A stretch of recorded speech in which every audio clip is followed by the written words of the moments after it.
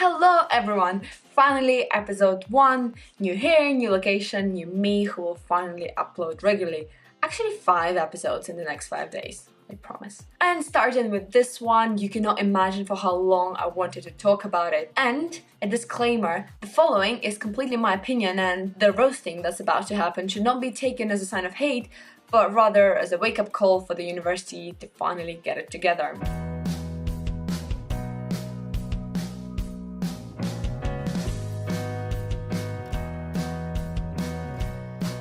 Cambridge University has been the top UK university for years now, and together with Oxford, it's known as Oxbridge. So elite, so prestige, and full of intelligence. Before I applied, I was generally a curious girl, especially in the area of education. I wanted the best for myself and I was looking for a place that would give it to me. Some people ask, why Cambridge? And actually that's not a hard question, because once you're in the UK, Cambridge is pretty much something to aspire to. It immediately became my goal. Why the hell did I pick out the UK out of all the countries? That's another very hard question for another video. So going back to the concept of a strong university, I always wondered, is Cambridge so good because it has good teaching, so that students who are taught there graduate with some deep knowledge of the area they chose to study and manage to reach amazing heights and become successful? Or is it selection bias, where the university is saying we want people with AAA star because they are the best of the best, hiding the fact that when they get there they'll be confronted with poor teaching, but that will actually not matter. The fact that they're so smart will counteract all the poor teaching and those students will be resilient to it. We will just provide enough material in the form of libraries and supervisions for them to do all the self-studying themselves. I'm here to disappoint, but it's the second one. The university is so scared to get people who will fail through the system with no support for mental health and often no academic support either. There are more than 12,000 students and of course there will never be enough support for everyone. There might be if you get to the rock bottom where you're unable to cope with the workload, but not for kind of the general where you're in the middle and you just want to get a bit higher. The pretense also continues with the so-called supervision system where you have 1-on-2 or 1-on-3 kind of private lessons designed to help you understand the material better. And of course Cambridge will always mention that because apparently no other UK university, maybe apart from Oxford, has them, as if it's a magic bullet against their poor teaching that will actually help you after all those lectures you attended and didn't understand a single thing.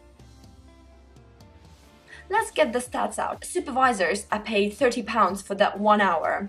Of course that includes the prep they have to do and checking out work. More often than not, they're done by PhD students who are maybe looking for money, maybe they just want to experience what teaching is like, but they have not gone through the same undergrad course you are going through, so they have no idea how to prepare you for exams.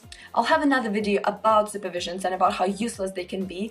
Not to say that it all relies on PhD students being bad. Actually, sometimes it's the old academics who are making it absolute hell. The amount of information that I got from Khan Academy, YouTube, various coding websites, and my favorite, websites with American notes that are just out there in the open is ridiculous. I've been reading MIT notes, Harvard notes, who are not even like hiding that. It's out there for everyone to see. That's what education should be like. Honestly, we just all think that Cambridge is hiding the notes, not because we paid for it, but because they're so horrible they don't want the rest of the world to see them.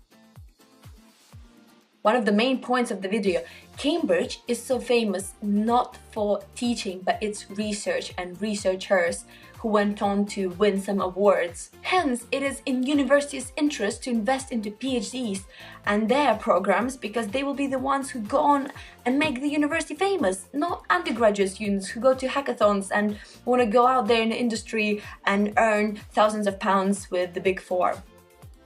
It's a bubble of academia instead of a real-world Khan Academy where teachers are obsessed with getting their point across instead of just working their hours and leaving the lecture theatre. It's a totally different situation to your school where your school teacher might actually be interested in teaching you, even if it means staying after hours and doing the extra work, waiting for the last person to get it.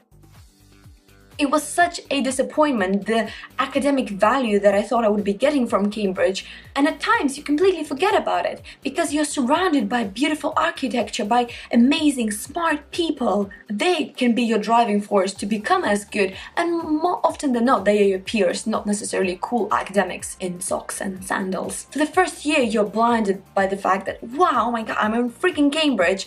But then it wears off. Then you find yourself on your own having to fight for your grades, not caring which university you go to, because you can't understand any topic and all you want is good notes to revise with.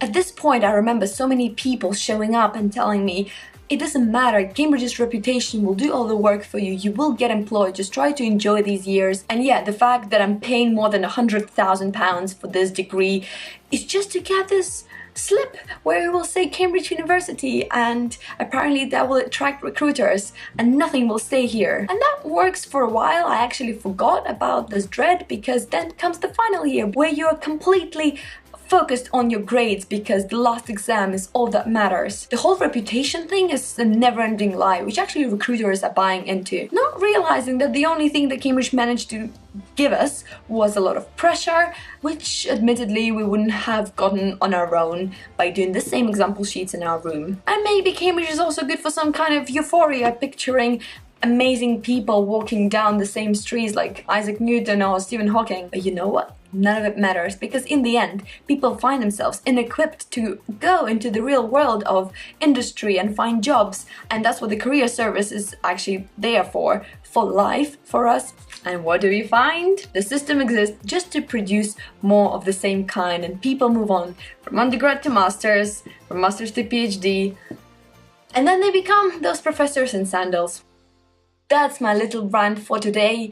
I have some more. Thank you for joining me in this tiny series. This is a part of my resolution where I talk more openly, even though I am at this university and maybe I could get into trouble for this, but I'm just so annoyed sometimes. Just remember that this is something that I've discussed with a lot of people, so it's not just my opinion, of course, and a lot of us were quite disappointed. Tip number 1 of this university, which I will keep repeating throughout all 5 videos, is lower your expectations.